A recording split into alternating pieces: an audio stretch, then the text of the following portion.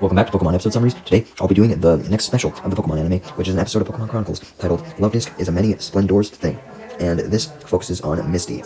Anyways, the episode begins with it being relatively snowy in a distant town. The town was basically fucking covered, and it was still snowing, and also, it was really late out, so all the shops were getting ready to close, aside from the coffee house, which was still open, but entirely empty. The owner was getting ready to close up shop, but he seemed a bit nervous because he knew that he was supposed to do something before he closed up shop, and he was nervous to do it. The owner decided to brew some coffee, waiting until he had to do what he had to do, when suddenly Butch and Cassidy walked into the coffee shop in disguises. Butch and Cassidy seemed to be who this owner was waiting for, and he then listened to Butch and Cassidy's oddly specific order, which was an everything sundae with extra everything, also with a side of a parfait special. This was implied to be a code word between Butch and Cassidy and the owner of some kind, as the owner instantly was able to fully confirm Butch and Cassidy's identities upon hearing this, and gives them the sundae with the extras that they ordered, and they sit down to eat it at a table, and they eat it in like fucking 10 seconds until they were down to the last spoonful. They panicked a little bit, as they didn't find what they were expecting to find at the bottom of the sundae container, but they just had to shake it around a bit, and they found it. It was just very small and hard to see. They found none other than a chip. Not like a food chip, but like, a computer chip. And they soon activated the chip and heard the message from Dr. Namba. Yeah, that's right, the coffee shop owner was actually a person working with Team Rocket as well, and knew that Butch and Cassidy would be coming, so he could deliver them this message from Dr. Namba. Which was why Butch and Cassidy had to request such a specific order, since that's what they'd been told to say whenever they had a potentially secret message that they had to receive on the computer chip. Anyways, as for what the message from Dr. Namba even was, Butch and Cassidy quickly check to make sure that they were alone, and they fully activate the chip, and a picture comes on screen showing an image of a Pokemon called Luvdisc. And Dr. Namba's voice played as he told them that he was after Luvdisc, that was known as the Rendezvous Pokemon, and the purpose of why Dr. Namba needed Luvdisc was because, for one, he was going to use it for his R project, which was to try and make Pokemon forcibly change and evolve, basically, if you remember that, from all the way back in Johto. And he also wanted to use it to reverse its power, to eliminate love from the world forever. Damn, he must have been hurt by a chick in the past or something, and now he wanted no one to experience love, but that's just a headcanon. Anyways, Dr. Namba also stated that, according to his research, the easiest place to get a strong Luvdisc would be from the Cerulean City Gym. Butch and Cassidy questioned at first how Dr. Namba would even find out about this shit, but they realized it was just recording, so they couldn't question anything, and they decided that going to the Cerulean City Gym would be the best place to go, since they were familiar with the Cerulean Gym and its leader, Misty, who had ruined their plans many times before, and they therefore wanted payback against Misty, so they felt like they could kill two birds with one stone, get a Luvdisc, and get payback on Misty. On that note, Dr. Namba's transmission ended, and the chip exploded, so that it wouldn't leave behind any trail for any potential customers of the coffee shop, and Butch and Cassidy excitedly whispered to each other how excited they were to have a new job from Dr. Namba. The next day, at the Cerulean City Gym, Misty was officially still the gym leader, even though Daisy was back from her trip a long time ago, because she was now only the substitute gym leader or the janitor. Suddenly, Misty was startled from doing her usual gym leader duties, I'm sure you can imagine what those were, when she heard the doorbell ring. So, Misty went to the door and answered it, and was surprised to see none other than Tracy at the door, and Misty greeted him happily. Tracy greets Misty as well, and states that while he was at Oaks still, he'd gotten an invitation from Daisy to come to Cerulean Gym, since apparently Daisy wanted to show him some kind of new Pokemon that Daisy had brought to the gym herself. Misty then reveals that they did in fact have a new Pokemon at the gym, and it just arrived earlier that morning, and her other sisters haven't even seen them yet. Upon hearing this, Tracy asked how Misty's other sisters, Lily and Violet, were doing, leading Misty to state that they hadn't been around much, since Violet's been spending most of the time getting her hair done at the Cerulean Salon, and Lily has been getting massages at the Cerulean Chiropractor, and we see visions of all of this. Along with Lily and Violet getting their nails done, courtesy of some poor souls who worked at the nail salon. But Misty was then interrupted, as Daisy, who had been in the other room doing some janitor shit, noticed Tracy, and happily exclaimed that he was finally here, and excitedly greeted him, referring to him as a fucking prince, and she physically dragged him over to the aquarium room in the gym, stating that love was in the air. Tracy was confused, so Daisy clarified that she was taking him to see the new Pokemon, and it was, of course, the Rendezvous Pokemon Luvdisc, with this one being particularly named Kassarin as a nickname. Tracy eagerly started to watch Kassarin from its spot in the aquarium where it was hanging out, and observed it and sketched it, because, that was basically his job after all. And Daisy then asked Misty to help her with explaining how they had managed to get Kassarin in the first place, and Daisy and Misty explained that they had actually each captured Luvdisc in hopes of using it for the next big show. Obviously referring to the Cerulean Sisters shows that always went on. Misty then added that one of the Luvdisc primarily belonged to Daisy, and one of them primarily belonged to her, with Kassarin primarily belonging to Misty, and Misty stated that she was very proud of it already, even though she hadn't saw it do much, just happy to see it swimming. Misty then asks about the other love disc, Luverin, asking if it had been found yet, leaving Daisy to explain to Tracy that Luverin was a shy love disc, and it was always hiding from Catherine, since Catherine was very intense, while Luverin was shy and reserved. With Misty adding that Luverin was very good at hiding, but Catherine could usually find her since, Catherine was so outgoing, and this also revealed that Luverin was a female love disc. It was then proven that Catherine could find Luverin, as Tracy noticed that Catherine had just turned its head and seemed to be tilting its head towards something, trying to point towards the rocks behind it. As a Pokemon watcher, Tracy knew that Catherine must have spotted something for sure, and it must have been pretty important to it, since Catherine looked extremely excited, like it was looking for something, or someone, and they were about to come out of the rocks. This led Daisy and Misty to explain that Catherine was pointing to the other love disc, Luverin, looking for its love. Yeah, that's right. It turned out that the more outgoing love disc, Catherine, was actually in love with the more reserved love disc, Luverin. Just then, Tracy was the first one to notice Luverin nearby in the aquarium actually come out from behind the rocks, and Tracy noticed that Luverin had a crown on it, probably to signify that it was female, while Catherine was male, and also just, to distinguish the difference between the two identical Pokemon. Upon seeing Luverin, Catherine instantly swims over to it, and hearts develop in its eyes, showing how much it really loved Luverin, which Tracy commented on. Luverin then starts to swim away from Catherine, though, although the still-in-love Catherine followed, leaving Daisy to compliment how she was proud of Luverin for being a pimp, basically, and attracting another love disc so easily, and also playing hard to get, stating that she liked to play hard to get as well.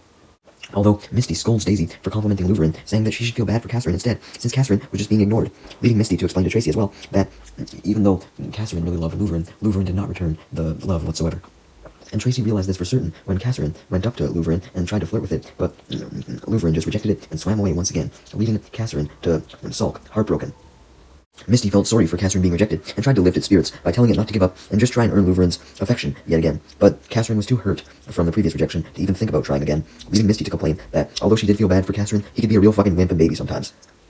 And that was, as Misty explained, part of the reason why Misty and Daisy had called for Tracy in the first place. They didn't just want him to see the two new love discs, they also wanted him to figure out exactly why Luverin wasn't interested in Catherine, since, Tracy was a Pokemon watcher and all, so they trusted his judgment. While Misty just wanted Catherine and Luverin to get along because, why not, that'd be nice. Daisy, however, absolutely needed the two to get along, as she stated that they had to get along well for their upcoming underwater spectacular show they were putting on at the Cerulean Gym, and she didn't think it would go very well if Luverin was not interested in Catherine and was super harsh towards it. Misty seemed completely opposed to the idea of another Cerulean show, and asked what she was even talking about, unaware that Daisy was currently planning to do another one, especially since Violet and Lily were always busy. Tracy was wondering about this show as well, although he did think that it could be fun, and it could be a fun watch anyway. Daisy stated that the show would in fact be fun, but also romantic, and the show was the specific reason why she had requested that Tracy come over, not just so that he could fix up the relationship between the two love discs, but also because she wanted Tracy to play a part in the show, and Daisy proceeded to explain the plotline of the show, which would involve Tracy acting as a prince and Misty acting as a mermaid princess or some shit, which explained why Daisy called Tracy a prince when she first encountered him. Anyways, the plot basically went as follows, and was explained through a vision. Basically, the plot would involve Misty swimming in her mermaid costume in search of her true love, which would happen to be a prince played by Tracy. She would eventually find him, and Tracy would have the same feelings for Misty, but both of them would be too scared to reveal their feelings to each other, both scared of rejection. Mid-explanation, back in the real world, Tracy sighed in annoyance, not wanting to actually participate in the show, especially as Misty's lover, and he stated that he wouldn't have come to the gym if he knew that this was the reason why Daisy had called him. Although Daisy had just continued on with her explanation, stating that Misty and Tracy would eventually admit their love to each other when they saw Catherine and Luverin appear and kiss, and once they kissed, this would create the effect of an attract attack, and it would be so powerful that both Misty and Tracy would fall in love with each other. And basically, even though they were already in love with each other, they just couldn't admit it. Their love would now be so strong that they would be forced to admit it. And Daisy went on and on about how the final scene of the show would be the mermaid princess Misty holding hands with the prince Tracy as they continued to admit their love to each other, and she envisioned the audience absolutely loving this. Although she quickly got back on topic, stating that the show was in trouble since if Luverin and Catherine didn't like if Luverin didn't like Catherine rather, and they couldn't kiss to create an attract, then obviously the show wouldn't go well. Although Tracy and Misty retorted that the show wouldn't go well regardless, even if the two love discs were able to kiss and create an attract, since Misty and Tracy both refused to do the show, since they saw each other as just friends in real life. Although Daisy tried to convince Misty and Tracy to participate in the show anyways, stating that this was just a show, they didn't have to fucking date in real life, and she tried to convince them by saying that she already had the costumes ready, and Tracy would make such a cute prince that all the girls in the audience would fall in love with him, primarily because the costume was so well designed. Misty and Tracy still weren't convinced, as Misty refused to wear a mermaid costume, like she had back in episode 61, because she was forced to, and Tracy didn't want to have to fucking wear a costume no matter how well designed it was, just because the thought of wearing tights just fucking scared him, and he knew that the costume likely involved tights. Daisy refused to take no for an answer, though, as she continued to go on and on and on about Misty and Tracy and their roles in the show. Although Misty and Tracy reminded Daisy that they had a lot of work to do, both as the Cerulean gym leader and as Professor Oak's assistant at his lab. Daisy finally decided to give it a rest, though only temporarily, stating her belief that Misty was just being her usual stubborn self, and soon enough she would open up to the concept of participating in the show, and for now, she suggested that they turn the topic of the conversation back to Catherine and Louverin, and trying to get them to like each other. Unfortunately, even Tracy was struggling to come up with a potential solution, as they all just watched Louverin continue to swim away from the desperate Catherine. Just then, though, Tracy's thinking was interrupted, as out of Misty's bag came none other than Psyduck, who forcibly popped out of its Pokeball and splashed around in the water of the aquarium pool, although, of course, as usual, it still couldn't swim. Much to Misty's embarrassment, as she throws Psyduck a lifesaver tube, and it very much enjoys it, so it could spend a good time in the water, as opposed to worrying about drowning. Just then, though, Misty got an idea, which Tracy and Daisy approved of. Psyduck was going to try to convince Louverin and Catherine to have mutual feelings towards each other.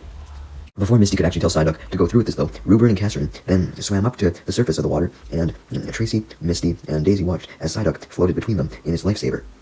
It seemed as though Catherine took interest in Psyduck and tried to get itself a friend, explaining to it about how it needed help getting Louverin to like him, since he liked Louverin, but Louverin didn't like him. So it seemed like Catherine was finally willing to get some help. Psyduck gladly agreed to help, making Misty glad that her idea was going to work, although she realized that, since Psyduck was Psyduck, her idea wouldn't work, as there was no way something as dumb as Psyduck could be a good matchmaker.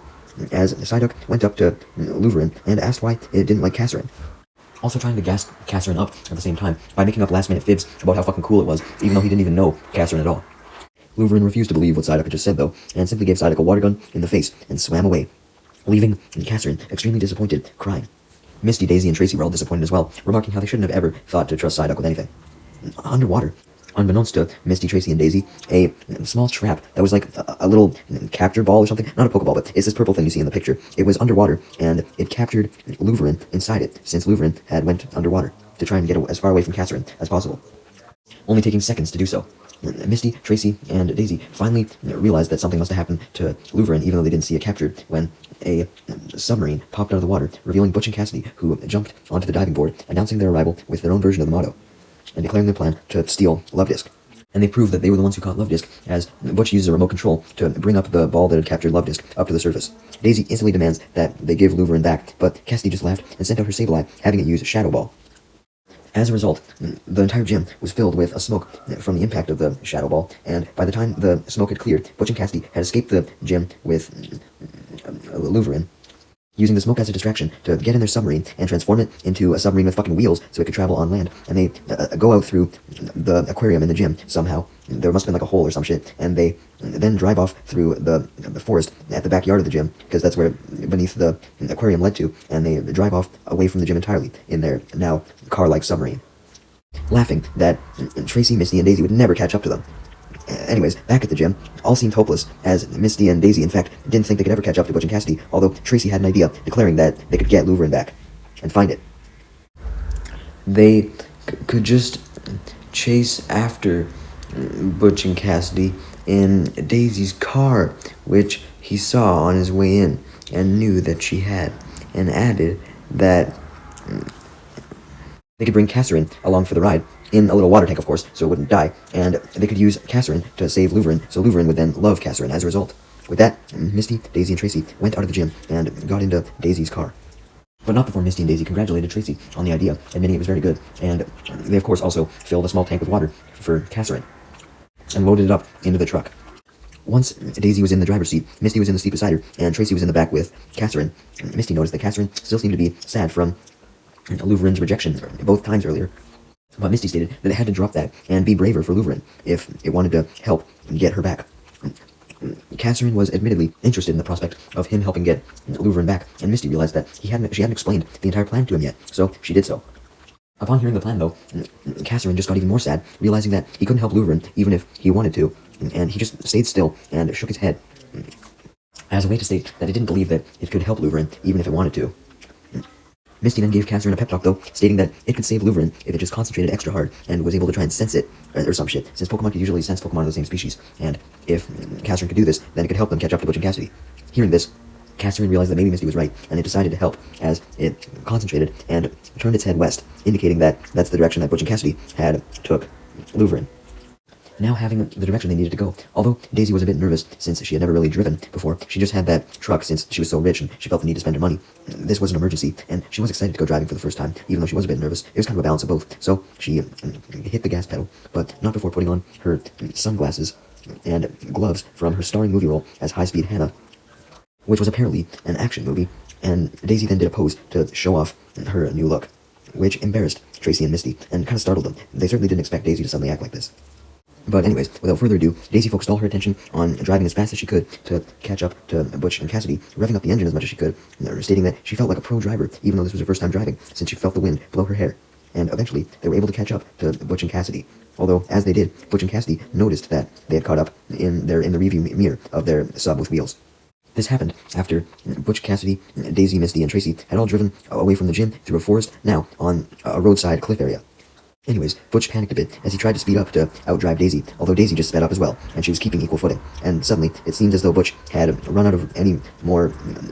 room to speed up. Basically, the sub had reached its limit. It had gone the fastest that it could, so this allowed Daisy to eventually catch up to Butch and Cassidy and demand that they return Louverin back. Of course, Butch and Cassidy refused and just kept driving at the speed that they could, although Daisy kept driving at the speed she was driving as well, and actually increased speed,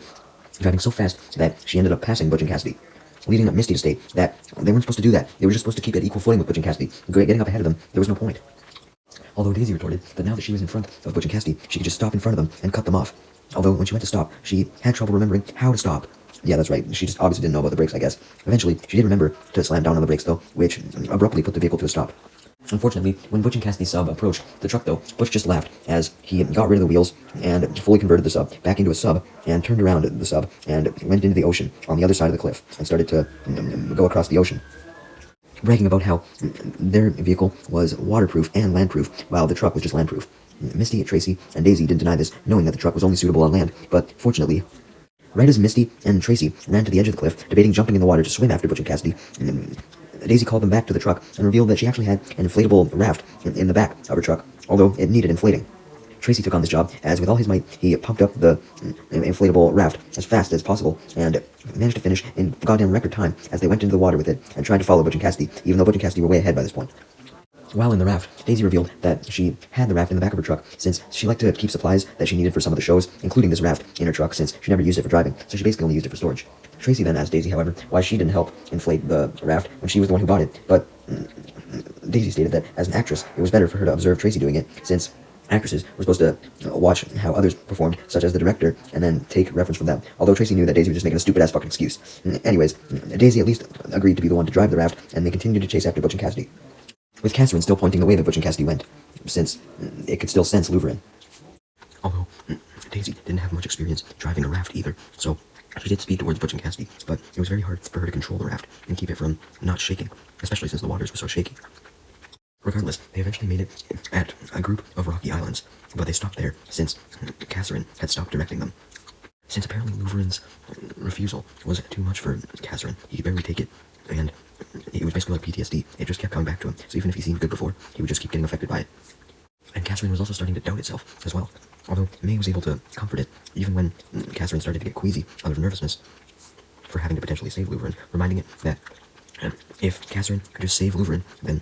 the rejection would probably be over, and Louverin would now like Catherine. Basically, Misty told Louverin to stop acting like a fucking baby, and stated that whining wasn't going to help Louverin be located, and stated that Catherine had the perfect chance to prove himself to Louverin by saving her. Because of Misty's words, Catherine was calmed down, and so he was able to point in the necessary direction once again, this time being forward, and Daisy was the first one to spot something at the end of the path that Catherine had took them down, which appeared to be a man-made cave. There were other caves in the area, but that's precisely why Daisy had thought that this cave was man-made, because all those other caves were way smaller than this one. So Daisy declared that if this cave was man-made, it was likely Butch and Cassidy's little hideout, so they decided to go inside and check it out. Sure enough, but this was Butch and Cassidy's hideout, as they were sitting in chairs and watched Daisy, Misty, and Tracy approach in their boat on a screen while drinking coffee. Maybe they did get coffee from that undercover guy. Anyways, at first Butch and Cassidy were just in disbelief that Misty, Tracy, and Daisy could have actually got into their secret hideout, but they then realized that they could steal both Luvdisc when they saw the other Luvdisc inside of the boat, with Butch stating that both Luvdisc could increase Namba's chance of success with both of his plans. Cassidy definitely agreed with Butch that stealing both Luvdisc would be a great idea, to the point where it could give them a huge promotion potentially. Meanwhile, back with Tracy, Daisy, and Misty, they had arrived inside the cave, and they soon got out of the inflatable boat, and Daisy took off her glasses. This instantly removed her of her cool attitude, because now she was startled, being scared of caves, especially without her cool glasses, which made Misty and Tracy laugh. But regardless, Misty, Tracy, and Daisy pressed on inside the cave, searching for Butch and Cassidy, when suddenly a robotic arm came out and grabbed the container that Catherine was in. Since Tracy had been carrying Catherine's container, Tracy tried his best to stop the container from being taken by the hand, but the arm went up back into the ceiling where it came from, taking Catherine with it, and Tracy was getting pulled up as well, and it was too strenuous for him, so he was forced to let go. Misty tried her best to go help Tracy, but by the time she did, the floor then opened up beneath the three of them, and Misty, Tracy, and Daisy all fell into a pitfall trap. Yeah, that's right, I guess not only Jesse and James dug pitfall traps. As soon as Misty, Tracy, and Daisy get up from the fall, they panic, not only because they find themselves in a fucking trap hole, but also because Catherine was gone, and they realize that Catherine must have been captured by Butch and Cassidy, because they hear Butch and Cassidy laughing at the fact that they had just acquired the second love disc and captured the three of them. Daisy then declared that her, Tracy, and Misty had to find a way to escape and save both love discs, but suddenly Cassidy's voice could be heard as she told Daisy that none of them were going to escape, and just then, part of the wall of the trap hole slid away to show Butch and Cassidy on the other side. And now metal bars were put in the wall's place, as you can see, and Cassidy and Butch then confirmed that they both had Catherine and Louverin, as they showed them in a now big tank, so that they could put them in together. They put both of them in the same vicinity. Butch and Cassidy then take their leave, so that they can go report their two love disc capture to Dr. Namba, and they leave the tank with the two love disc right by Misty, Tracy, and Daisy on the other side of the bars, because the tank was too heavy for them to lug around, and they thought that they'd be back in a few minutes anyway, and it's not like Misty, Tracy, and Daisy were going to escape. Now that Butch and Cassidy had left, Daisy declared that they really had to try and escape so they could free the two love discs as well, and suggested that Misty and Tracy use their Pokemon to free everyone, since she had left her Pokemon, Seal and Dugong, at the gym. Although Tracy confirmed that he left all of his Pokemon in Oak's lab, and wished Oak was there to help, and Misty confirmed that she had left all of her Pokemon at the gym. Although Misty, Tracy, and Daisy worried for a little bit, Misty suddenly got an idea. She could talk to the love disc, because, she was a water type specialist, so if there was one type she could talk to, it was that type. So she got the idea to ask Catherine to break the bars on the roof of the tank that Louverin and Catherine were in by using tackle, and she pointed up towards the skylight above the tank, basically telling Catherine to jump as hard as it could in order to tackle the front of the cage open, and somehow hit the skylight open. Catherine still seemed doubtful of its abilities to be able to break bars with a mere tackle attack, but Misty got frustrated, reminding Catherine that it being a quitter wouldn't get any affection from Louverin. Catherine turned its attention to Louverin and realized that it might as well try and impress her by trying to get them out, so it gave in and did as Misty had asked, as it jumped as high as it could and tried to tackle the bars at the top of the tank, although it was to no avail. The bars weren't even remotely damaged. Despite this, though, Catherine did not give up, and it didn't give up even after it tackled unsuccessfully many more times. In fact, every failed attempt just gave Catherine even more determination, because he saw that Louverin had her attention focused solely on him trying to break the bars. And Catherine knew that he could not give up in front of Louverin, although he did notice that Louverin was starting to get a bit nervous that Catherine would hurt himself, and knew that Catherine was trying to impress her. Basically, she was more than down for Catherine to try and impress her and, prove itself, but she also didn't want it to get super hurt.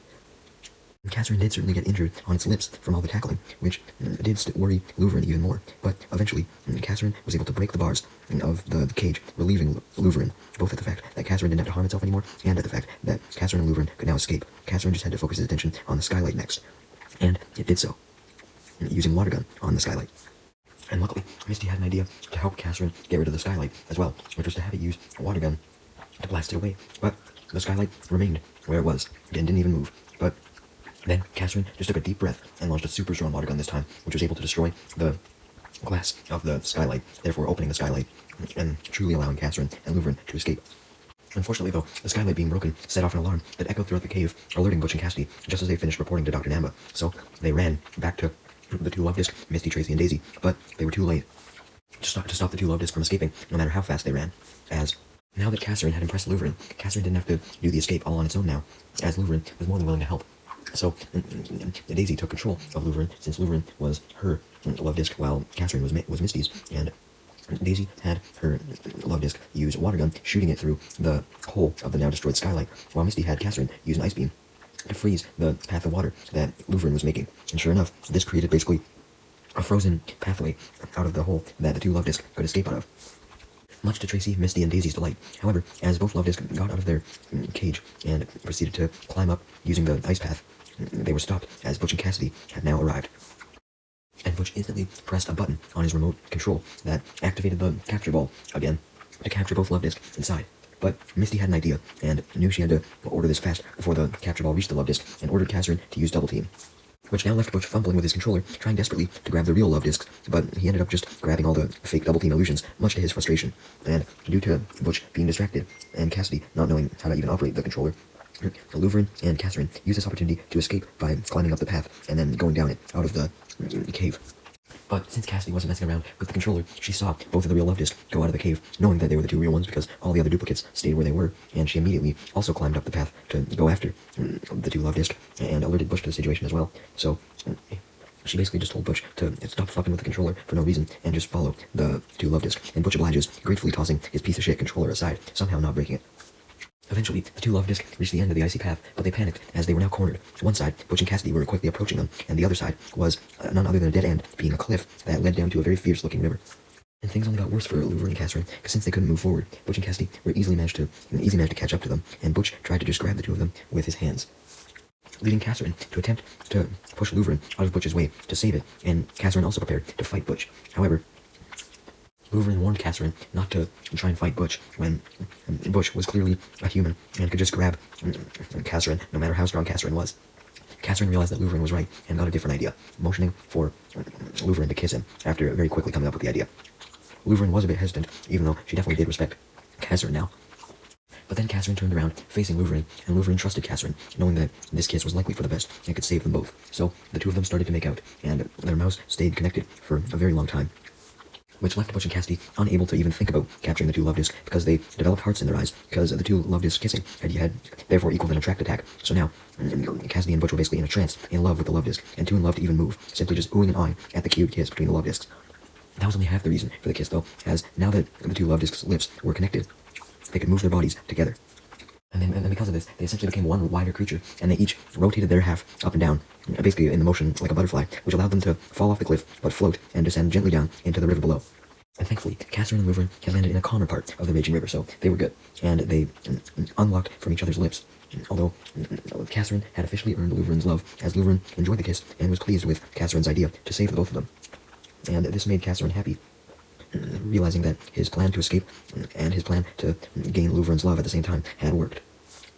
And this was solidified as Catherine and Louverin stared at each other lovingly. As for Butch and Cassidy, they were in awe of the two Luvdiscs' love, but they eventually snapped out of the attract and tried to come up with a way to get the two Luvdiscs back by going down the cliff somehow. Meanwhile, back inside the hole that was blocked off by bars containing Misty, Tracy, and Daisy,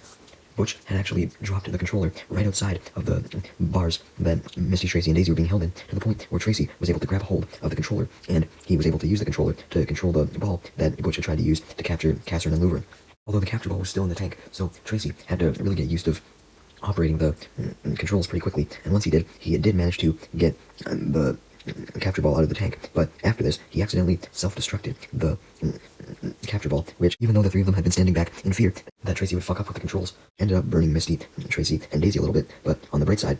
it had also managed to destroy the bars as well, allowing Misty, Daisy, and Tracy to go free. So they ran off outside of the cave, the normal way to locate the two Luvdisc and head back to the gym, hoping that the two Luvdisc would have made it close enough to the main entrance of the cave by now.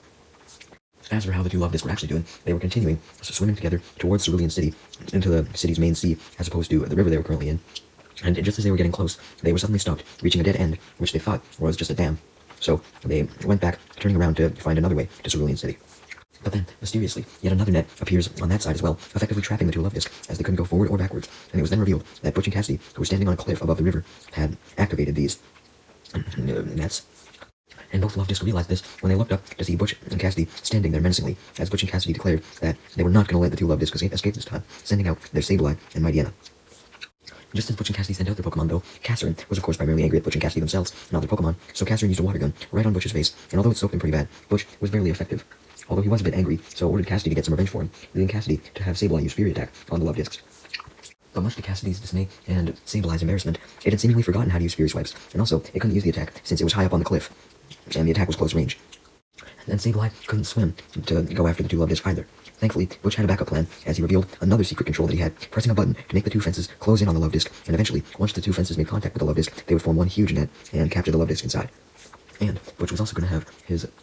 Mighty Anna use a long-range attack to damage the two Luvdisc, but before Butch could do this, Butch and Cassidy were distracted as they heard Misty, Tracy, and Daisy, who had arrived and seen the Luvdisc, calling for them. Being able to get up close to Louver and Catherine, since they had come from the main entrance to the cave, not up by the cliff, and Misty quickly ordered both Luvdisc to use agility to quickly make their way out of the river, and they did use agility in order to get out of the river and basically away from the nets that were enclosing in on them. Leaving Misty impressed at how both Luvdisc had used agility to create momentum to physically jump out of the river to avoid the enclosing nets. Anyways, Misty then told Daisy and the two Luvdisc that they would all have to work together to be successful, so Misty and Daisy first came up with a plan, while the two Luvdisc awaited orders, and soon the orders came, as Daisy ordered Louverin to use water gun on Catherine to push Catherine into the air. It was then that Butch had Mighty Anna jump down from the cliff and go to use Iron Tail on Catherine, but Catherine just jumped off Louverin's water gun and used its own water gun on Mighty Anna before Mighty Anna could get off the Iron Tail, stopping it. Catherine then lands next to Louverin, and the two congratulate each other, but Sableye then fires a long-range Shadow Ball to hit both of them, but Catherine and Louverin just get the idea to team up and use the same Ice Beam and Water Gun strategy they did earlier, using the Ice Beam to freeze the water, therefore creating basically an ice sculpture to entrap the Shadow Ball, stopping it. Butch and Cassidy were both amazed and worried about this water gun ice beam combo, particularly worried about the Shadow Ball exploding once it was unfrozen. So Butch tried to destroy it as soon as possible to basically get rid of the Shadow Ball's effects before it would explode by having Mighty Anna hit it with a Hyper Beam, also hoping to hit the two Luvdisc with the same Hyper Beam as well. But while Hyper Beam was still charging up in Mighty Anna's mouth, Daisy took the opportunity to order Louverin to use a Sweet Kiss on Mighty Anna, which confused it. It quickly started to lose control of its own body as it moved around wildly and accidentally released the Hyper Beam straight in the direction of Butch and Cassidy, damaging them, and therefore distracting Butch and Cassidy. And with Butch and Cassidy distracted, Daisy and Misty both had their Luvdisc use a water gun to send Butch and Cassidy blasting off, leaving Tracy amazed at the combo attack, and Butch and Cassidy annoyed as they looked down to see that the Sweet Kiss had also hit Sableye as well. And since Mighty Anna and Sableye were both hit by the Sweet Kiss, its effect of confusion changed to an effect of attract, and Butch and Cassidy were very annoyed seeing Mighty Anna and Sableye basically trying to fuck each other because they loved each other so much, with Sableye and Mighty Anna hugging and licking each other as they blasted off through the air. Later, Daisy, Misty, Tracy, and the two Luvdisc had returned to the Cerulean Gym, and Violet and Lily eventually returned as well, and now that the two Luvdisc were getting along, it was time for Daisy, Lily, and Violet to put on the show for an audience that had gathered at the gym. The stands were already full, and there were even probably hundreds of people standing outside the gym, hoping to get a look inside briefly. Daisy had decided to not make Misty and Tracy participate in the show if they didn't want to, instead having Violet as the mermaid in place of Misty, and Lily as the prince, with Daisy herself as basically the director. So Misty, Tracy, and Daisy watched from backstage as the audience was amazed with the show, and although they were amazed at the last scene, where both Luvdisc kissed each other, which inspired Lily and Violet to kiss each other in front of Daisy's Seal and Dugong, all of Misty's water Pokemon, Starmie, Staryu, Goldeen, Horsey, Corsola, and Psyduck, well, with the exception of Psyduck since it couldn't swim, it was revealed that Daisy had actually added a last-minute addition to the end of the show, as she had the two Luvdisc continue to kiss each other, though Daisy had them use a Sweet Kiss this time especially, and they soon unlocked their lips, releasing the Sweet Kiss to the audience, which made all the audience not only fall in love with the two Luvdisc, but also it made the couples in the audience fall in love with each other more than they ever had, leaving Misty and Tracy unaffected since they were backstage, but amazed by the results. All the couples were truly more in love than they had ever been. With that, the show then ended as the audience applauded the Luvdisc, and the curtains closed, and Daisy thanked Misty and Tracy for their help, though added that she would need their help with one more thing. The episode then ends with this one more thing being Misty and Tracy using a camera to help people in the audience take pictures of the Luvdisc. Specifically, couples were taking pictures together beside the Luvdisc to further emphasize their love for each other. This day just ended up making